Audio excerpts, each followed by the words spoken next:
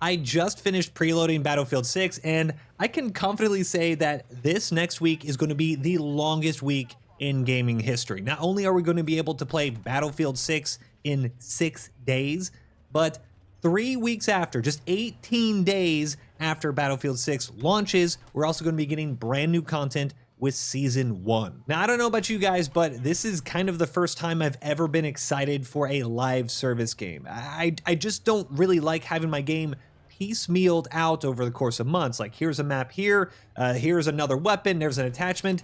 I just feel most of the time that if the game is finished and you have that content, then just give it to me. But I don't know if it's just because we're in such a bad FPS drought, and especially with Black Ops 7 just imploding before our very eyes.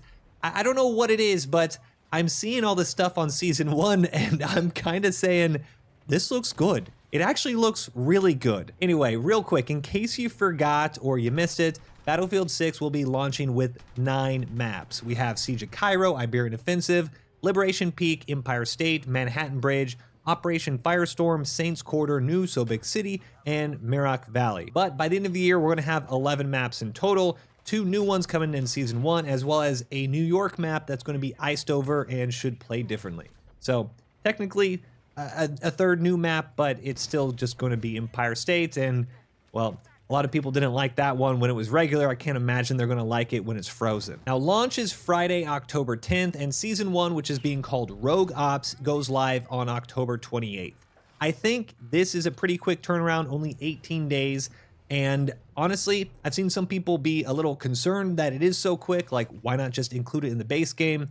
I'm kind of on board with including that in the base game, but I do actually think it's a very good move from a marketing, PR, competition standpoint. There is a lot of things happening this fall, and I think by having your regular launch content and then dropping new content, even if it does seem a little drip feedy, Battlefield Studios is doing something that will keep eyes coming back to Battlefield, and that's important. Arc Raiders is dropping on October 30th, and Black Ops 7 is going to drop on November 14th. Now, even if you're not going to play these games, other people are probably going to check them out, and there's a lot of overlap here, even if Arc Raiders is third person. I know I'm personally excited about it, and Black Ops 7, we're going to meme about it, but it's still probably going to outsell Battlefield 6.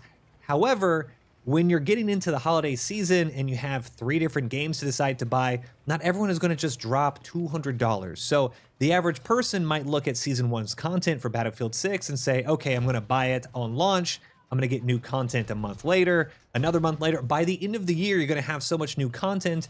That seems like it's going to be worth my money. And I think if they had waited for Season 1, whether it was like a month or 2 or even like January of next year, the game definitely wouldn't have died. The population would have disappeared, but I do think they would have lost momentum. And Battlefield right now has all the momentum. If the rumors are true and Battlefield 6's Battle Royale does also release with Season 1, then I'm not saying it's over for Call of Duty. I'm not saying it's over for Warzone, but I do think you're going to have the entire Warzone refugee population canceling pre-orders, uninstalling Warzone, and playing Battlefield for Battle Royale. It's going to be very bloody for Black Ops if Battle Royale drops at the end of October. So Season 1's content is being called Rogue Ops, and it will take us to Southern California, which is already a cool locale to fight over. And the first map is going to be in the Badlands called Blackwell Fields. This will be a campaign map that was expanded for multiplayer and will have us fighting over oil pumps and an old airbase that PAX took over. It says that it's going to have support for all combat sizes, your land vehicles, your air vehicles, and they say jets in that. So not just your helicopters, but also jets. So I don't want to get into like NDA'd or leaked content here that we really shouldn't have and people have been banned to talk about, but I will say that I wouldn't be surprised if this map plays a little bit more like a Liberation Peak type map, just based on the pictures we've seen, instead of something like Operation Firestorm, which is a lot more larger scale. They're not specifying that this is a huge map, but it still has at least 1 jet, so you should have a little space to play around. We'll also be getting 3 new weapons, the SOAR 300C, which is basically the FN SCAR 15P, the smaller version with the 300 blackout rounds, the Mini Scout, which in the real world is Mini Fix, and also was in Battlefield 4 as the Scout Elite, and the GGH-22 or Glock 22. In addition to these weapons, we're also going to be getting 2 new attachments, the LVPO or low variable optic, as well as a rail cover, and this should be attached to some LMGs and rifles. And I don't really know how to feel about these attachments since we really can't tell what they're going to do until we try them on our builds, but I do like the throwback to Battlefield 4 with the Mini Scout, and it is cool to see another SCAR in game. I love the SCAR in video games, and this 300 Blackout 1 should be fun to use. Now, one thing I do not like is the new vehicle. It's the Traverser Mark II, and I don't dislike it because of what it is. I mean, it should be a pretty fun armored car. You have a forward gun and 2 guns out the side, but I personally would really have hoped that we were going to get faction-specific vehicles like this. Maybe we'll eventually have them split and NATO will get like the JLTV, since I do believe that was confirmed earlier in the year, and then PAX will keep this Traverser, but I'm just hoping sometimes we get a little bit more variety in this.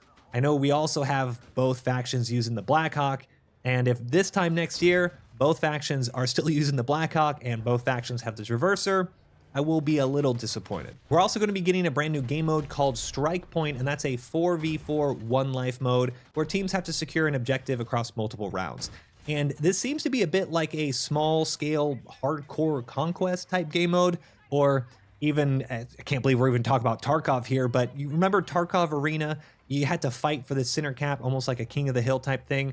It seems like this is what Strike Point is going for. It could be really fun and also bring a bit more of that smaller scale competitive gameplay that a lot of the Call of Duty search and destroy players, or I guess refugees, would be looking for. So I'm all fine with that. Hey, more game modes are cool.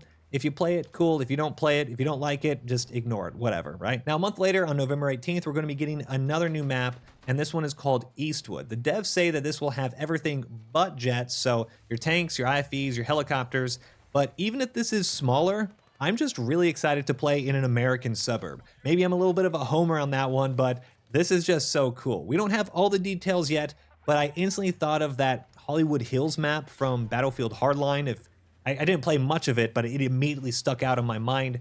So the urban and industrial settings that we always see in games are great, but there's just something about suburban America that is super fun to play around. So I cannot wait to play on Eastwood. Supposedly, this is also going to be a little section of the Battle Royale map as well, so we may get a sneak peek of it when Battle Royale launches, if it launches early on October 28th. They're also adding a new feature called weapon pickups, and a lot of people instantly started talking about things from Battlefield 1, like your flamethrower, your sentry, your trench raider, all that type of stuff, and I really think this is going to be a bit more like Battlefield 4, where you just get the weapon.